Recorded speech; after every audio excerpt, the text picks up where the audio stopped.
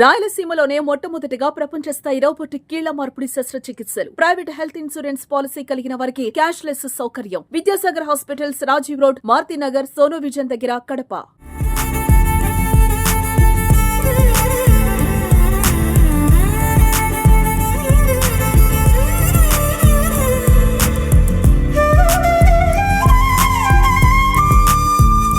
అత్యంత ప్రతిష్టాత్మకంగా జరుగుతున్నటువంటి మహానాడు కడపలో నిర్వహించడానికి అన్ని ఏర్పాట్లు చకచకా జరిగిపోతూ ఉన్నాయి. రేపు ఉదయం నుంచి కూడా షెడ్యూల్ ప్రకారము 3 రోజుల పాటు మహానాడు నిర్వహించనున్నారు. అయితే రాష్ట్ర వ్యాప్తంగా నలుమూలల నుంచి వస్తున్నటువంటి టీడీపీ కార్యకర్తలకు, అభిమానులకు పసందైన వంటకాలతో వాళ్లకు భోజనం ఏర్పాటు కూడా పార్టీ చేస్తూ ఉంది. ఘనంగా దానికి సంబంధించి ఏర్పాట్లు జరుగుతున్నాయి. ఈ భోజనాల నిర్వహణ మొత్తం చూస్తున్నటువంటి శివాజీ గారు మనతో ఉన్నారు. ఆయన అడిగి తెలుసుకుందాం. సార్, ఏంటి ఈ మహానాడుకు వస్తున్నటువంటి కార్యకర్తలందరికీ ఎలాంటి పసందైన భోజనాలు మీరు ఏర్పాటు చేయబోతున్నారు?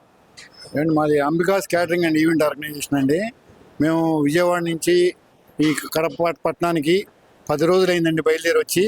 మా యంత్రాంగం అంతా కూడా 1500 మంది పనివారు, ఒక 1000 మంది సప్లయర్స్తో మేమందరం కూడా బయలుదేరి ఇక్కడికి వచ్చామండి. మేము తెలుగుదేశం పార్టీ మాకు 2014 సంవత్సరం నుంచి కూడా గత 11 ఏళ్ళుగా పార్టీ పరంగా అన్ని ముఖ్య ఘట్టాల్లోనూ మేము సేవ చేస్తున్నామండి. ఈ పండగ, మహానాడు పండగ కార్యకర్తలకి పెద్ద పండగ.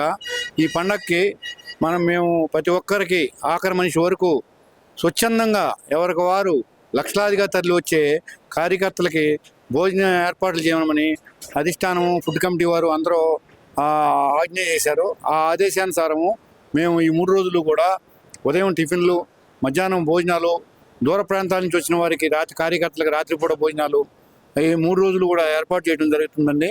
దీనిలో భాగంగా అందరూ కూడా మంత్రులు, ఎమ్మెల్యేలు అందరూ కూడా కార్యకర్తలే పనిచేస్తూ అందరూ వేలాది మంది కోఆపరేషన్ చేయడం వల్ల ఈ మహాయజ్ఞాన్ని మేము సక్సెస్ఫుల్గా చేయగలుగుతున్నామండి.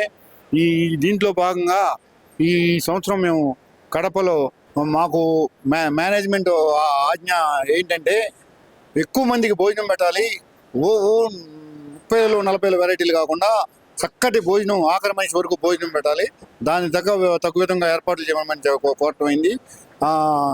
ఈ రాయలసీమ ప్రాంత వాసులకి మేము రేపు భోజనాల్లో ఈ తాపేశ్వరం కాజా మరియు మసాలా వడ, భోజనంలో బిర్యానీ, ఆ బిర్యానీలోకి గోంగూర చికెను, వైట్ రైస్లోకి ఆంధ్ర స్టైల్ చికెన్ కర్రీ, సాంబార్లు, చట్నీలు, వెజిటేబుల్ కర్రీలు, వెజిటేబుల్ మసాలా కర్రీలు, గ్రేవీ కర్రీలు, హెరిటేజ్ పెరుగుతో మేము ఈ భోజనాల కార్యక్రమం అన్నీ కూడా సక్సెస్ఫుల్గా ఈ 3 రోజులు కూడా విజయవంతంగా ఏర్పాట్లు చేయడం జరిగింది.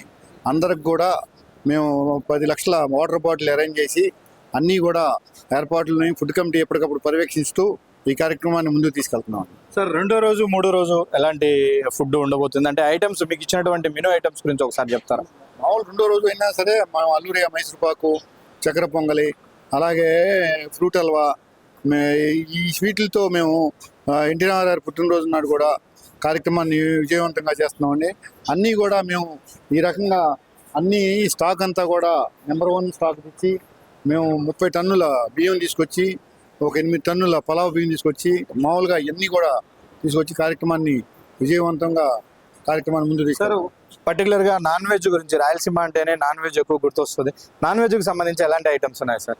నాన్ వెజ్లో ఓవర్ రకాలు కాకుండా చికెన్లు, మటన్లు ఆ కార్యక్రమాల వరకే పెట్టి, ఎగ్గు ఒక 70,000 ఎగ్ తీసుకొచ్చి, ఎగ్గు, బాయిల్డ్ ఎగ్స్ అవన్నీ పెట్టి ఆ కార్యక్రమాన్ని విజయవంతం చేస్తున్నాం. 3 రోజుల పాటు వస్తున్నటువంటి కార్యకర్తలకు, నాయకులందరికీ కూడా పూర్తి స్థాయిలో భోజనాల ఏర్పాటు చేశారు. అందులో రాష్ట్ర వ్యాప్తంగా ఫేమస్ అయినటువంటి స్వీట్లతో పాటు అనేక రకాల వెజ్ ఐటమ్స్తో పాటు నాన్ వెజ్ ఐటమ్స్ కూడా ఉండబోతున్నాయి. గోంగూర చికెను, మటన్ లాంటి ఐటమ్స్ కూడా పెట్టబోతున్నాము అని చెప్తున్నారు. అలాగే ఎగ్గు, చికెను, మటన్తో కూడినటువంటి భోజనాలు ఉంటాయి 3 రోజుల పాటు. 3 పూటల, అంటే రాత్రి వేళలో ప్రోగ్రాం అయిపోయిన వెంటనే స్థానికంగా ఉన్న వాళ్ళు ఎక్కువ మంది వెళ్ళిపోతూ ఉంటారు. అయితే దూరం నుంచి వచ్చిన వాళ్ళందరూ కూడా ఇక్కడే భోంచేయాల్సి ఉంటుంది. కాబట్టి వారందరికీ, అంటే 10 లక్షల మందికి భోజనాలు పెట్టాలి అన్నదాన్ని టార్గెట్గా పెట్టుకొని తమకు ఆదేశాలు వచ్చాయి. ఆ మేరకు భోజన ఏర్పాట్లు చేస్తున్నామని చెప్తూ ఉన్నారు. అంటే ఎక్కువ ఐటమ్స్ పెట్టి